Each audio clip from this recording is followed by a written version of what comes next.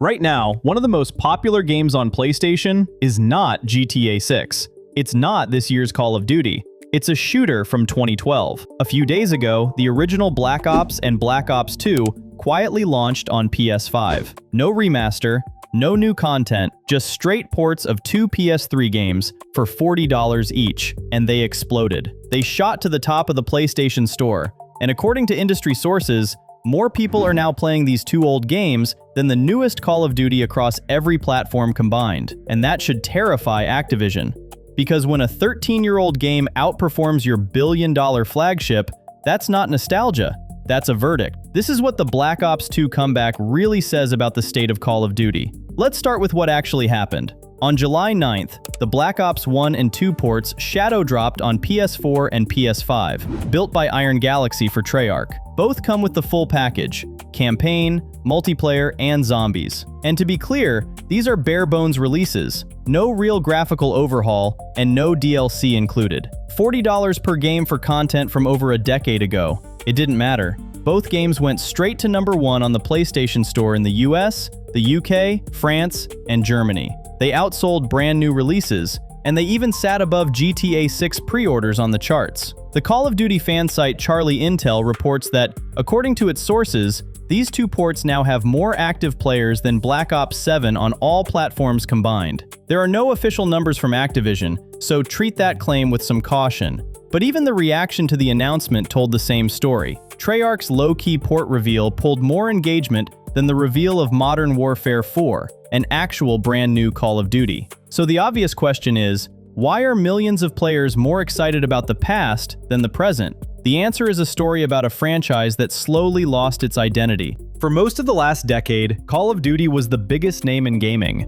But somewhere along the way, the priorities shifted. When Warzone blew up in 2020, it became the center of gravity for the entire franchise. For years, many fans felt the classic multiplayer, the thing Call of Duty was built on, was treated like a side mode while the Battle Royale and its seasonal economy got all the attention.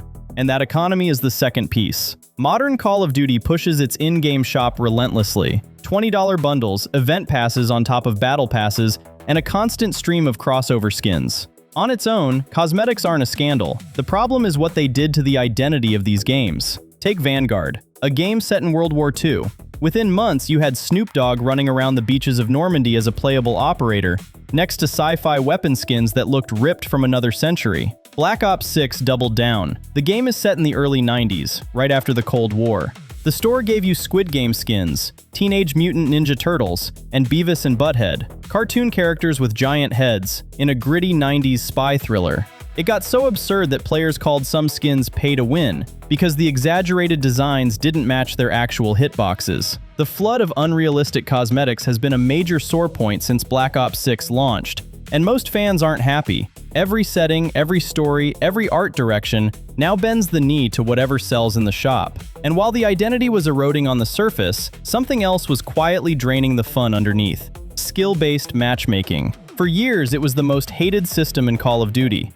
And for a simple reason. The game constantly sorted you into lobbies with players at exactly your level. Have one good match and the next one punishes you for it. That sounds fair on paper. In practice, it meant you could sink hundreds of hours into the game and never feel yourself getting better.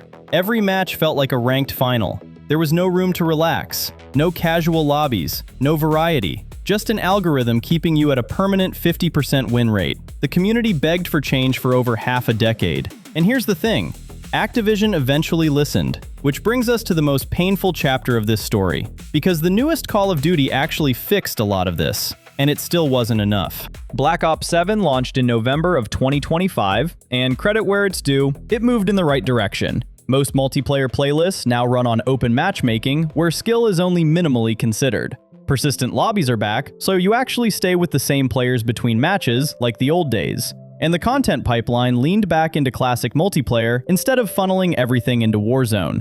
Even critics who trashed the game admitted those changes felt great. PC Gamer called the loose matchmaking and persistent lobbies the two things Black Ops 7 genuinely does well. But the players didn't come back. On Steam, Black Ops 7 sold around 400,000 copies in its first 26 days. The year before, Black Ops 6 sold 2.3 million in the same window. Analysts estimate its Steam player count ran about 80% below Modern Warfare 2 from 2022, and on consoles, it pulled roughly half the players Black Ops 6 did in its first month. For the full year, Call of Duty posted its lowest US sales ranking since 2008, and it got beaten by its oldest rival, Battlefield 6. It got so bad that Activision publicly admitted the franchise, quote, has not met your expectations fully, and announced the end of back-to-back Black Ops and Modern Warfare releases. Think about what that means. The 1 year Call of Duty finally gave players what they asked for, they didn't show up, because after years of broken trust, fixing the systems wasn't enough anymore.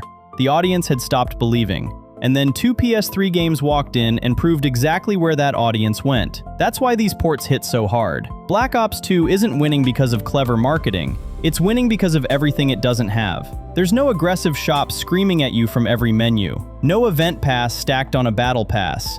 No cartoon characters breaking the setting, because the game was made in an era when the settings still mattered. No algorithm curating your lobbies. Just classic matchmaking the way an entire generation remembers it. And thanks to modern PlayStation servers, there's one more thing missing: hackers. The old Xbox 360 versions of these games have been overrun with mod menus for years. The PS5 ports even removed theater mode, which was the main exploit gateway. So lobbies are actually clean for the first time in a decade. So when hundreds of thousands of players choose a 13-year-old game over the current one, they're sending Activision a message no marketing survey ever could. It was never about graphics. It was never about new engines or bigger maps. Players want a complete game with a clear identity that respects their time. Black Ops 2 delivered that in 2012. In 2026, it apparently still does it better than the real thing. Which leaves one final question hanging over all of this. Can Call of Duty actually turn this around? All eyes are now on Modern Warfare 4, launching October 23rd. The reveal looked genuinely promising, and after the Black Ops 7 disaster, Activision knows it cannot afford another miss. But here's the uncomfortable detail. When Treyarch announced 2 PS3 ports with a single tweet, the internet reacted more strongly than it did to Modern Warfare 4's own reveal. The bar for October isn't just making a good Call of Duty anymore. It's convincing a burned-out audience that the franchise deserves their trust again. Because right now, the most beloved Call of Duty of 2026 was made 14 years ago. So what do you think? Is the Black Ops 2 comeback a wake-up call that saves Call of Duty? Or proof that its best days are simply behind it? Drop your take in the comments and subscribe if you want more breakdowns like this one.